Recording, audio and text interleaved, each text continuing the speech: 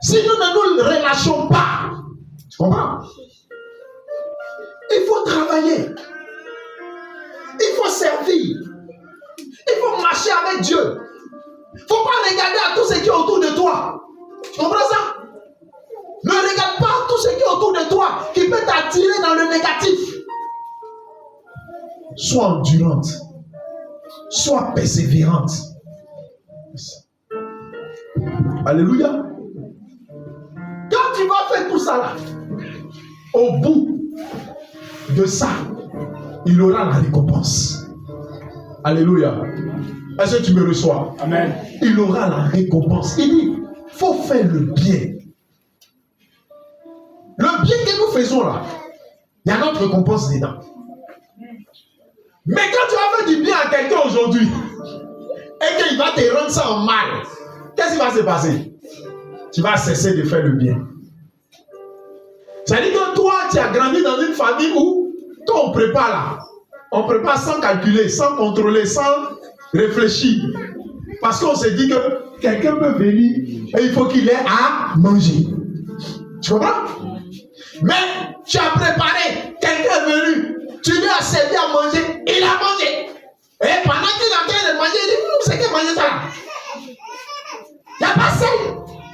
C'est pas cuit. C'est pas doux. Il fait toutes sortes de commentaires dessus. Et ça te décourage. Et ça te brise. Alléluia. Et tu n'as plus la force de faire manger pour une autre personne qui est susceptible de venir. Et comme c'est une fois, tu prends courage. Et puis tu prépares encore. Et puis quand un autre vient, tu lui sers à manger. Ah mon frère, bonne arrivée, il y a à manger. Il mange. Et pendant qu'il est en train de manger, il fait la même chose. C'est pas cuit. C'est pas doux. Ça là c'est guité où? Ça c'est quoi ça? Et il se plaint. Frère, c'est sûr qu'à la troisième fois, tu ne vas jamais accepter de donner à manger à quelqu'un qui est imprévu. Mais il dit quoi? Il faut faire du bien. Le bien qu'on fait là, ce n'est pas facile. C'est pourquoi Dieu nous exhorte à faire le bien. Il nous exhorte à faire ce qui est bon. Amen. C'est-à-dire que tu fais le bien, tu donnes le meilleur de toi-même. Et puis la personne, au lieu de te dire merci, parce que ça m'a fait du bien, il te dit, oh, tu aurais pu faire comme ça. Alléluia. Amen. Alors qu'est-ce que tu viens de faire là? Sacrifice de ça, privation de ça. C'est Dieu seul qui connaît. Au lieu de te dire un simple merci, ça console, ça fait du bien. Mais il ne te dit pas merci. Il fait des commentaires négatifs. Et ça te décourage. Le Seigneur dit, ne vous découragez pas. Ne vous relâchez pas. Parce que si tu ne te relâches pas, au temps convenable là, tu vas moissonner. Tu vas obtenir. Ça dit quoi? Il y a quelqu'un que tu pensais qu'il allait réagir comme les autres. Mais donc tu ne donnes pas le meilleur de toi, tu lui donnes juste un peu. On ne sait jamais. S'il va insulter, c'est pas grave. Il n'a pas fait de tout mon cœur. Et tu n'as pas encore fait. Et déjà, il se prosterne pour te dire merci. Alléluia. Il se prosterne pour te saluer. Il te remercie. Et il te dit, nous en tiendrons compte dans nos relations futures. Et le jour où tu es de passage quelque part, où tu ne connais personne, il te rencontre dans la rue, et il te reconnaît, et il dit, lui, c'est mon bienfaiteur. Amen. Et il te prend, il s'en va te faire rentrer chez lui. Les voyageurs savent ce que c'est ce qu'on appelle un logement. Souvent, ça coûte cher. Il va te prendre, il va t'emmener dans un endroit luxueux. Il va te recevoir de tout son cœur. Parce que tu as fait pour lui il y a un longtemps. il va te rendre la monnaie de ta pièce. Alléluia.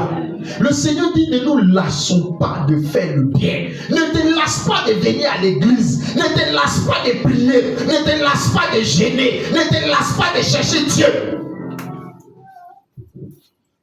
Ce qu'on fait aujourd'hui dimanche. Dimanche prochain, on fera quoi? Dimanche prochain, on fera quoi? La même chose. Est-ce que dimanche prochain, quand tu vas venir à l'église, tu vas venir à reculons? Hein? Qui va venir dimanche prochain en reculant à l'église? C'est même marche-là, on va faire. C'est même lieu où on s'assoit, hein, s'assoit. Mais ce n'est pas la même grâce. Alléluia. Ce n'est pas le même revêtement. Ce n'est pas le même renouvellement. Il y a quelque chose qui nous apporte de particulier. Il dit, ne vous lassez pas de faire ce qui est bon, ce qui est bien. Il y a des gens qui viennent à l'église et disent non, je suis fatigué. On dit là, si elle ne fait pas, ça fait rien. Oh, c'est ce jour-là. Alléluia. En fait, le problème que tu travailles depuis là, c'est ce jour-là, il a calé le message pour ça. Pour que tu regardes ça. Et c'est ce jour-là, tu as décidé de t'asseoir un peu. Ça fait 12 mois. Et chaque mois, je vais à l'église 4 fois au moins. Attends, le 13e mois là, si elle m'assoit, est-ce que c'est mal? C'est pas mal. Mais c'est dans ce 13e mois là que Dieu va faire descendre toute sa grâce. Il dit que là où il peut trouver le frère là, c'est à l'église. Hein. Chaque fois il est là. Donc il vient avec les cadeaux. Chacun a son cadeau. Et puis c'est ce jour-là. Il a décidé de s'asseoir un peu pour se reposer. Oh! Alors que ce train de la grâce là ne passe pas tout le temps. Ne vous lassez pas. Aussi longtemps que ça dépend de toi, sois dans sa présence. Alléluia. J'ai vu une image sur internet. Les gens ont fait la caricature de 2 personnes. Il y a un qui a creusé, et il était proche du trésor. Ça dit qu'il lui suffisait d'un coup de pioche. Et puis, boum, le trésor tombe. Mais il a tellement creusé. Il a creusé, il est fatigué. Donc, voici le trésor. Et puis, voici la terre qui sépare le trésor de là où il est en train de creuser. Et puis, il est fatigué. Il dit, bon, depuis là, je tape, ça n'arrive pas. Je m'en vais. Et puis, il y a l'image d'un autre qui est encore un peu loin du trésor, mais qui lui, il prend courage et continue de creuser.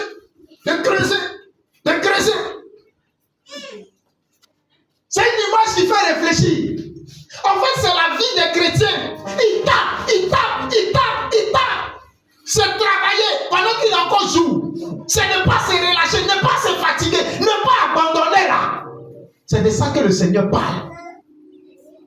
Il a fait, tu as travaillé, tu as tapé. Il reste juste un seul coup pour que tout ce que tu es en train de taper là se coule. Mais c'est avant ce coup-là, il dit il est fatigué. Il plie ses affaires, il prend sa pioche et puis commence à marcher, tout fatigué. Bon, frère, tout cet effort fourni là, c'était pour quoi? Tout cet effort que tu as fourni là a servi à quoi? Frère, il ne faut pas se relâcher. Il ne faut pas abandonner. Il faut travailler. Quand on travaille, il y a des gens qui se moquent. Il y a des gens qui sont des embuscades. Il y a des gens qui viennent te mettre le bateau dans les roues. Ils viennent te mettre le frein. Ils viennent t'empêcher d'avancer. Il ne faut pas les regarder. La Bible dit, il y avait un homme qui s'appelait Bartimée, fils de Timée. Il était aveugle et il a entendu que Jésus passait. La Bible dit qu'il a commencé à crier, Jésus-Christ, fils de David, aie pitié de moi, je suis Bartimée, viens à mon secours, viens ouvrir mes yeux. Et il y a des gens qui étaient autour de lui. Ils lui disaient, oh, tais-toi, toi tu es un aveugle. Et à ton manteau, et à comment tu sens. Est-ce que tu penses que c'est avec ce genre de personnes que Jésus parle?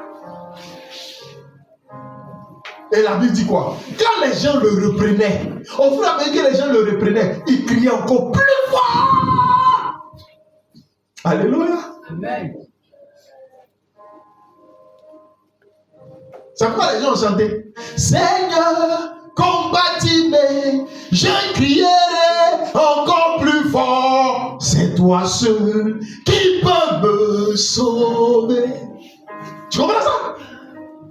Faut pas te lasser, faut pas te fatiguer, faut pas abandonner, faut travailler, faut prier, faut venir à l'église, faut chercher la face de Dieu, faut évangéliser. Il faut faire de sorte que tu n'arrêtes pas le travail. Continue. Un bon matin, tu vas recevoir quoi? Des anges. Un bon matin. Écoutez-moi. Regardez, nous on est ici, non? On est une église. Vous comprenez? Et chaque fois, on parle dans le micro. Chaque fois, on prie Jésus. Chaque fois, on appelle. Et puis un jour, il y a quelqu'un à qui Dieu met à cœur. Amen. Hein? Amen. Il s'en va acheter piano, guitare basse, percussion. Et comment on appelle ça? Table de mixage. De 75 pistes. Il achète un orchestre complet. Il met dans un gros camion de déménagement. Tu comprends ça? Et puis dans sa tête, il dit, il y a une église en Odotré qui est quelque part dans la vallée là-bas. C'est à cette église que je pense. Je n'ai pas besoin de leur dire quoi que ce soit. Je sais que les dimanches, ils sont là. Tu comprends ça? Et puis il charge le camion. Il dit, je sais que dimanche là, ils sont à l'église. Ils sont en train de prier le Seigneur. Donc, est-ce qu'il a besoin de chercher le numéro de quelqu'un qui dit non, non. Il sait que s'il vient forcer, il va les trouver. Et il prend le camion, il charge le camion. Et puis, il charge tel qu'il ne laisse même pas un petit aiguille. Micro, quoi, pied de micro, tout ça. Il l'achète, il remplit. Et puis, il vient. C'est ce jour-là que l'église doit rentrer dans sa bénédiction et dans sa grâce. Mais c'est ce jour-là que par extraordinaire, l'église est fermée. On dit à quoi? On dit non.